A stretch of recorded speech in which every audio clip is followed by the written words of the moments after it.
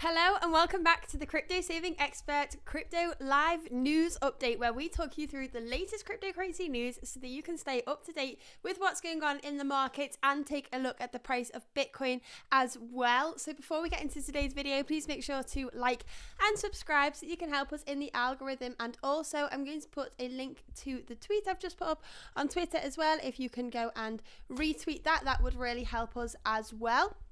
So before we get into today's news, let's take a quick look at the prices. So Bitcoin is currently at $16,777 and Ethereum is sitting at $1,187. Hello Hamzak and hello JK and Ursham as well.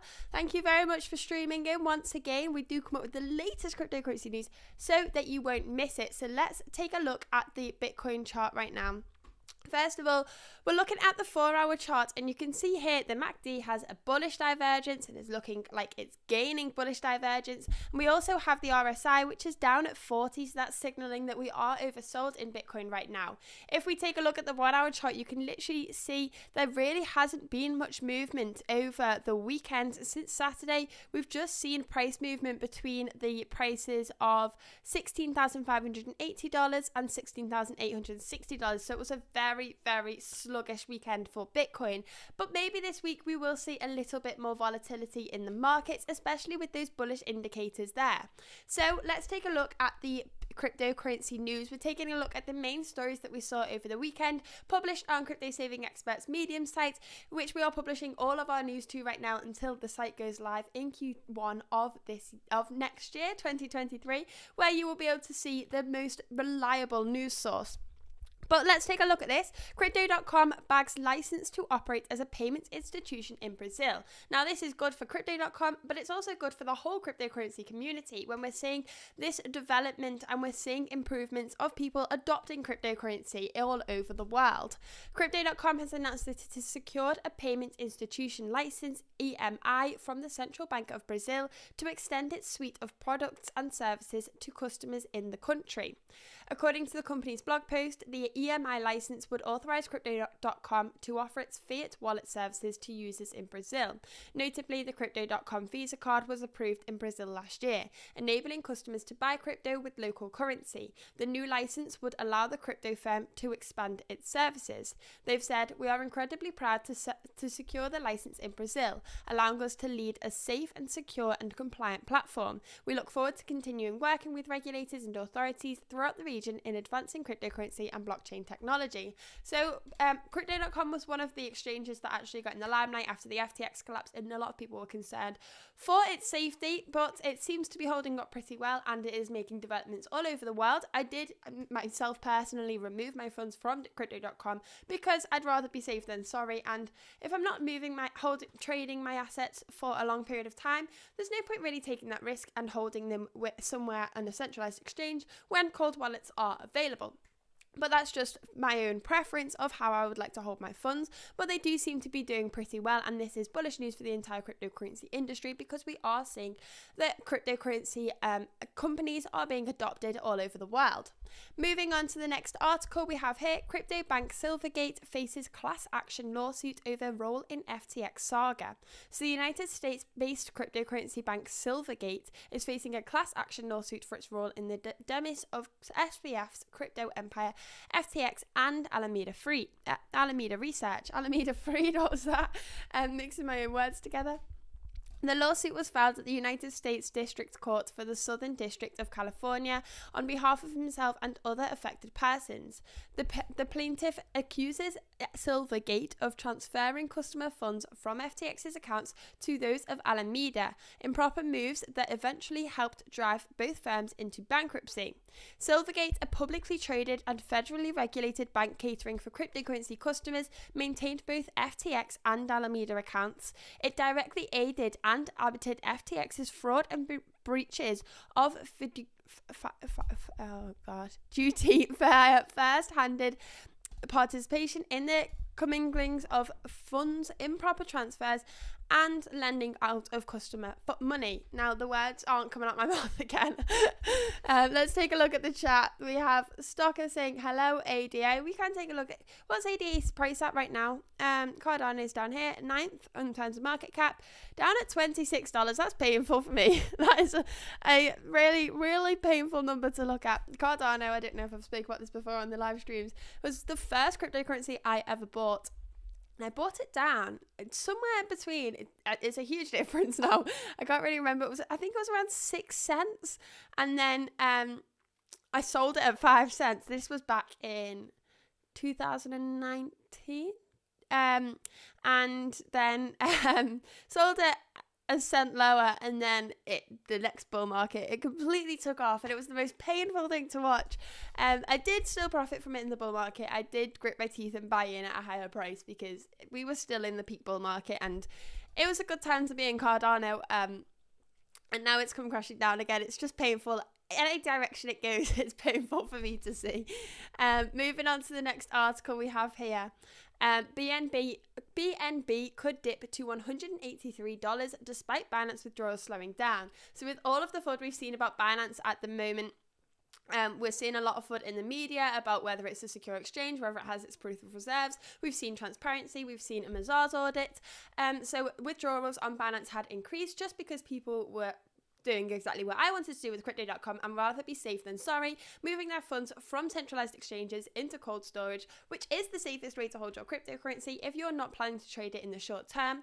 However, this caused a huge amount of withdrawals on Binance. CZ actually tweeted about this and said it was nothing out of the blue. We see net withdrawals all the time. We also see net deposits, and that's just something that they see on such a big exchange. These large-scale withdrawals are normal, but he did also point out that it's good to test withdrawals on centralized exchanges and make sure that they can deal with that. And Binance dealt with it fine, and these withdrawals are now slowing down now that the FUD has slowed down. But BNB still seems to be dipping. Taking a look at CoinMarketCap, we can see that BNB is here, and BNB is at $248, down 12.5% this week, but up 0.52% in the last 24 hours. Now, we haven't really seen, and if you look at the 24-hour chart, this is how sluggish the markets have been.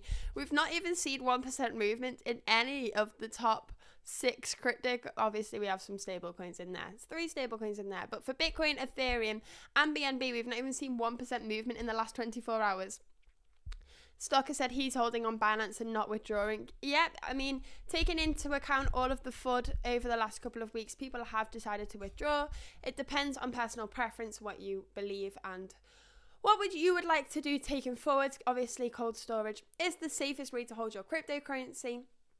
But at the same time, if Binance were to go down, it would negatively impact the market so much that I think we'd have bigger concerns. But just taking a look at this 24-hour movement, we really haven't seen much in the cryptocurrency markets. And it is Christmas time. This is something that we usually see. So anyway, let's take a look back at this news article. I read the title and then I got distracted. On Friday, the crypto markets were hit with the shocking news of auditor Mazars suspending all services to its crypto exchange clients, including Binance, KuCoin, and Crypto.com. So this is the audit company that actually proved Binance's proof of reserves. Binance had earlier released what it termed as a proof of reserve report by Mazars, confirming that its customer assets were backed on exchange at a 1-to-1 ratio.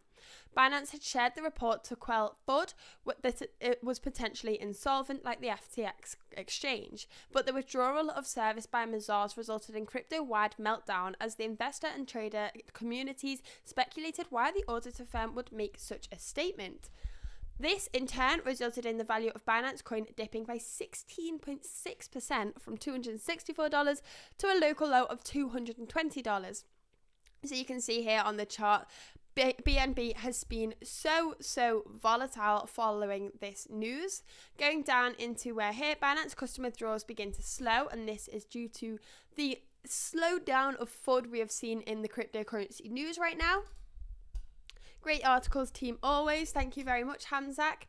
If we take a look at the BNB chart very quickly, let me duplicate this so we can take a quick look at this. I just want to see how volatile this has actually been. I haven't taken a look at this morning. We need the candles. I don't know why my trading view is doing this. It's prioritizing the line charts, and it's very frustrating. Let's take a look. This has been incredibly volatile. If we take a look at the 4-hour chart, we've had a huge dip following this news. But we will continue on with today's news now, moving on to PayPal launches integration with MetaMask for Ethereum transactions. So the online financial services platform PayPal has unveiled its integration with cryptocurrency custodial wallet MetaMask that would enable the purchase of Ethereum.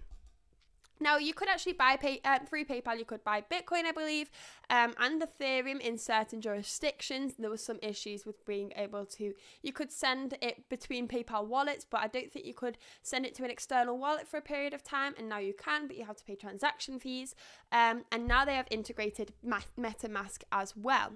So, according to a blog post, the integration will allow the purchase and transfer of ETH from PayPal to MetaMask. The development makes MetaMask the first Web3 wallet to leverage PayPal for such transactions. The feature will first be available to select US PayPal users and will eventually be rolled out to all US customers over time.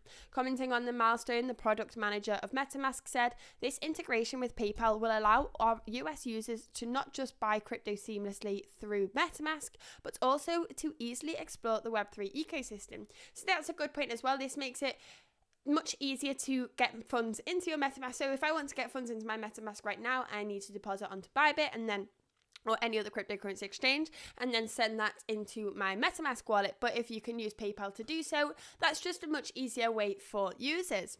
To use the new feature, users are simply required to tap the buy button, log into PayPal, and enter the desired USD amount worth of Ethereum. So it just makes MetaMask even more accessible, and that opens a new can of worms, because that means that all of the different altcoins on Uniswap and other decentralized exchanges become a lot more accessible, and there's a much easier step-by-step way to gain access and purchase those coins. And I think that is a huge thing that puts people off certain altcoins that aren't available on exchanges such as Binance. I know I've spoken to people before that have said, I want to buy this new altcoin. In the peak of the bull market, when people actually asked about cryptocurrency, people used to say, I want to buy this altcoin, I want to take a look at this, I believe this is going to be good, how do I get hold of it? And I'd have to say, you have to put your money onto a centralized exchange, move that over to MetaMask, use Uniswap, and then that whole process just seemed a bit daunting, and I think it scares a lot of people off. But with this easier guide and a few less steps within the process, it may be something that people actually think, yeah, we can do that, and then we'll attract a lot more users during the next bull market. So that's a really important thing to consider. Moving on to the next article, we've got a few articles today because obviously it's been the weekend, so we're just doing the top stories of the weekend. Donald Trump's NFT trading cards eclipse Bored Ape in 24-hour trading volume. So Donald Trump tweeted earlier at the end of last week discussing that he'd made his own NFTs just $99 each, and that they'd be a great Christmas gift, and they have beat Bored Apes in 24-hour trading volume. Taking a look at this article, according to data from OpenSea, the digital collectibles marking memorable events of the 45th president of the United States are the top traded NFTs on the platform. The Donald Trump inspired NFTs are so popular that they have eclipsed the trade volume of the famous Bored Ape Yacht Club collection. Now that means that it has a huge amount of trading volume. Obviously, I'm not sure if it would have beat it during the bull market where Bored Ape Yacht Club was a huge project. Obviously, their own trading volumes have declined over this bear market, but that just shows that people are still wanting to dabble and take a bit of a risk on different things, because those Donald Trump NFTs, in my opinion, they will be a short-term play. But carrying on to the next article we have here, Japan plans to ease 30% of crypto tax for corporate institutions. Japan is planning to reduce the tax burden for corporate entities engaging with cryptocurrencies in the country to promote the expansion of its tech and financial sectors. Wouldn't we all love that if that was in the UK as well? Presently, digital asset issuers in Japan pay a 30% corporate tax rate for crypto holdings on tokens that have been issued or held, regardless of the status of the assets. Profits realized from the sale of the tokens, including illiquid gains, are subject to the same corporate tax rules. However, the law is about to change as the country's ruling political party, the Liberal Democratic Party, approved a bill proposed by Japan's financial regulator in August to exempt local companies from paying taxes starting April 1st. 2023. The upcoming legalization seeks to encourage the growth of digital assets, thus stimulating related entities to operate in the country. So they're trying to make more people enter the space within Japan. Now, they don't want to create a ban or anything like that, or have high taxes that force people to create their companies offshore, and that just creates a huge amount of problems. It means they can't benefit from those companies, and it's just they want to make sure that people feel that they can open their companies within their jurisdiction, and therefore they can benefit because they can tax them and they can earn money from doing so. So moving on, now this is the headline story. Bitcoin's first weekly death cross signals a potential retest of $13.8 thousand. Now, there's two ways to look at this. We can either look at this and think that is an awful number and something that we would never want. I don't want to come on this live stream next week particularly, or within the next couple of weeks, and say Bitcoin's price is currently down at $13,000. That's not what we want to wake up to in the mornings. However, it would be a brilliant buying opportunity, and that is what you have to look at when you see these low prices. We've already come down so much. We've seen so much pain. 13.8 could be a perfect chance to buy in. Not that we necessarily will hit those levels, but whichever way the price goes, we do need to look at both sides. This is why I like to dollar cost average personally. Obviously, nothing in this live stream is financial advice, but I love to dollar cost average because that means if the price does go down and hit that level, then I can buy some more at that level, and it's just that little bit less painful than if you've ran out of stable coins and you're just waiting for the price to go up. If you know you've got some on the side to allocate at lower prices, whatever way the price moves, it's a lot more pleasant to watch. Anyway, let's take a look at this article. Bitcoin is staring at an ominous first death cross between its 50-week and 200-week moving averages that could hint at more losses, with the 2019 peak of 13.8 being its first line of defense. Lord Spud said, please no 13k. It really wouldn't be pleasant to talk about, but if it happens, we have to be prepared for it. So what we're looking at here is the death cross. So this is where we see the 200 simple moving average. I actually can bring it up on the chart here for us. We want to see the simple moving average, the 200 simple moving average with the 50 simple moving average, and we're looking at it on the weekly chart. And when we see the 50 cross over the 200 to the downside, cross below the 200, that is the death cross. I had to think about that for a second, but we've got it right. Taking a look at the weekly chart, I've not looked at the weekly chart in a while. It's just going to be all red. Yep, very, very red. But we can see here, Hansak said, be careful. Yeah, it's important in these markets just to be careful. Take on as much risk as you can, but manage it responsibly. Don't just dump all of your money into this asset because it is a volatile asset. We do all need to be careful. We've seen, I believe this blue line is the 50. Let me check this. Give me a second. So what we're looking at here is different simple moving averages. So we have a simple moving average is a trading indicator, and it measures the average of the asset, the average price of the asset over a set period of time, and then the line connects all the dots together and you have the simple moving average. So the 200-week simple moving average shows at any point on that line is the average price of the asset over the last 200 weeks, and then the next week it will be the average price of that asset over the next 200 weeks. So that's why you get that moving line. And the 50 is the same. It's the average at any point on that line. It's the average price of Bitcoin over the last 50 weeks. So they are both very lagging indicators, especially on the weekly chart. But you can see when the 50 simple moving average dips below the 200 simple moving average, that it is a signal of bearish momentum. However, notoriously in the traditional markets and in the forex markets, it's seen as a very bearish signal, especially on the daily chart. But when you actually take a look at we've never seen one before on the weekly chart, so we can't really create any analysis of this. But when you take a look of the death cross on the daily chart for Bitcoin, it's seen as a negative thing, and we usually do see some bearish days in the days after that. But it's not triggered a bear market. We usually do see, if we look at the longer time frame, over the 2 months after a daily death cross, most of the time, actually, I think I've worked this out, I've put all the numbers together, we've actually been in a profit since the death cross if you look at it if you look at the month following it. So It may not be as negative as it seems, but it could signal that the next few days, or because we're looking at the weekly chart, the next few weeks couldn't be as good as we want to see, but it's not the be all and end all. And that is what I want to point out here. And I said that in a very long-winded way. But so now we'll carry on with the rest of the cryptocurrency news. We have UN taps Stellar blockchain to send humanitarian assistance to distressed Ukrainians. The United Nations High Commissioner for Refugees, a UN division responsible for protecting displaced people, said it would start sending funds to distressed Ukrainians hit by the ongoing Russia-Ukraine crisis for shelter, food, medical care, and heating during the winter.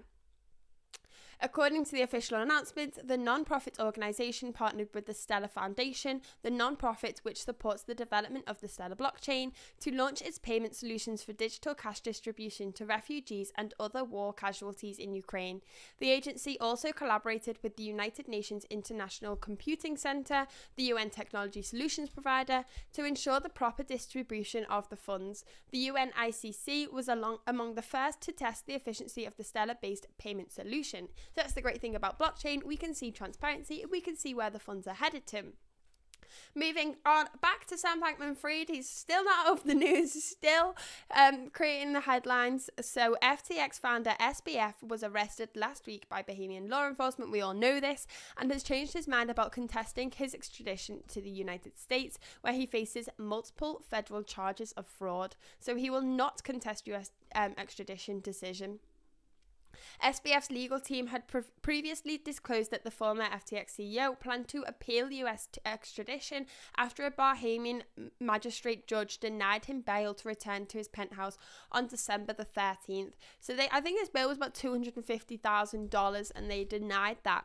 And Bankman-Fried was initially scheduled for his second hearing in February of next year. However, according to a Reuters report citing people familiar with the matter, the disgraced crypto white knight is expected to appear before the court on Monday to waive his extradition rights. Something I was thinking about this, it's just crazy that maybe 3 months ago now, Sam Bankman-Fried was idolized in the cryptocurrency space. He'd managed to arbitrage trade Bitcoin and he'd managed to make all of his money in a very short period of time. And everyone thought he was incredible. And now we've seen all of this news and a bit more transparency has come out following FTX's collapse. I mean, it's a dreadful thing that FTX has collapsed, but imagine if the company continued to roll over for the next couple of years. The longer it lasted, the worse the repercussions would have been. But let's take a look at this. Tomorrow's announcement will allow the authorities prepare for its safe return to American soil to face the indictment awaiting him in the country. Recall that the United States SEC and the Commodity Futures Trading Commission separately charged SBF last week with wire fraud, securities fraud, commodities fraud, campaign law violations, and conspiracy charges. The former FTX CEO would likely spend the rest of his life in prison if sentenced for his involvement in the collapse of the $32 billion valued exchange FTX and defrauding investors. So, Sam Bankman-Fried will appear in court after his return, and the 30-year-old MIT graduate will also appear in magistrate court within 48 hours of his arrival in the US, where he will be required to enter a plea while a judge decides on bail. In practice, such a hearing usually takes 48 hours after the defendant's arrival. However, such might not be the case for Sam Bankman-Fried, as he would likely go to court sooner. A former federal prosecutor and white-collar defense attorney disclosed that prosecutors would likely argue that SBF is a flight risk and should remain in custody due to the large sums of money involved in the case and unclear location of the funds.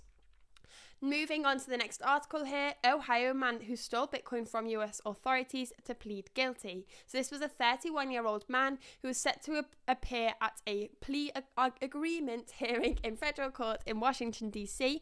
on 22nd of December after stealing 713 Bitcoin from the United States Internal Revenue Service evidence locker room. So the reports were the assets were worth around $5 million at the time and were stored in a hardware wallet in the Harmon's brother Larry after the authorities arrested him in February 2022. And Larry operated a crypto mixing platform and was charged for laundering $311 million in crypto through dark web marketplaces, where properties obtained illegally were sold without revealing the transaction records, making it impossible to trace. Harmon's brother pleaded guilty last year and was sentenced to 20 years in prison. However, before his sentencing, Gary attended 2 of his bail hearings where he learned that prosecutors did not have the key phrase to access his brother's crypto stored in a Trezor device. The confiscated software allows him to generate a seed phrase or combination of the words. So basically, he had the private keys. And a court filing showed that Larry had more than 4,800 Bitcoin stored in the wallet. Gary, who later acted on the information he received from the hearings, stole 713 Bitcoin from the asset while the government authorities watched. Moving on to the final article here, we have Nigeria proposes bill to recognize cryptocurrencies as capital for investment. So Nigeria is seeking to reform its capital market to accommodate new global practices. After previously limiting cryptocurrency usage, the Nigerian government is looking to recognize and regulate digital currencies like Bitcoin as capital for investment. The chairman of the House of Representatives Committee on Capital Markets and Institutions made his known during an interview. That word was not going out of my mouth. With a Nigerian news outlet. Hamzak said adoption, yes, that is correct. When we're looking at Nigeria here now, Nigeria have their own central bank digital currency, and they banned or made cryptocurrency tried to push people against cryptocurrency for a very long period of time, and then they introduced their own central bank digital currency, which did not get adopted in a way that they expected it to. And then people were saying, if you don't want us to have cryptocurrencies, why are you pushing central bank digital currencies? So now it looks like they're backtracking on that slightly.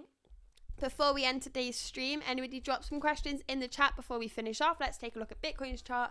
We're at $16,760 and we're at $1,185 for Ethereum. That seems like all for today. Anybody drop some questions in the chat if you would like to. Please make sure to like and subscribe and press the bell notification and share this live stream as well, so you can push up our views over Christmas. We're going to continue these live streams over Christmas every single Monday to Friday at 11 a.m. so that we can stay up to the latest news while we are off on our holidays enjoying ourselves.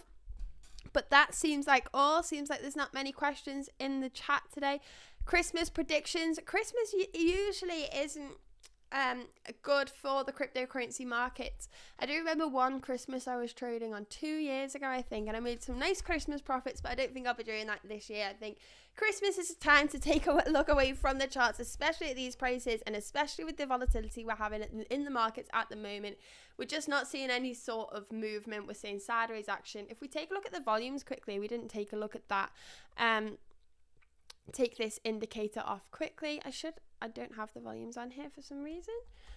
The volume I expect to be, we're looking on the hourly chart, to be pretty low. Bitcoin has been so stagnant over the weekend. That is such low volumes. We'll be waiting to see the next breakout and see which direction it is going to take us. So to stay up to date with that, make sure to like and subscribe. That is all for today. So thank you very much for watching. And don't forget to go onto our YouTube homepage now and press notify me on the rest of the week's live streams so that you don't miss those notifications. And you can come and learn more about cryptocurrency. That is all for today. Thank you very much for watching.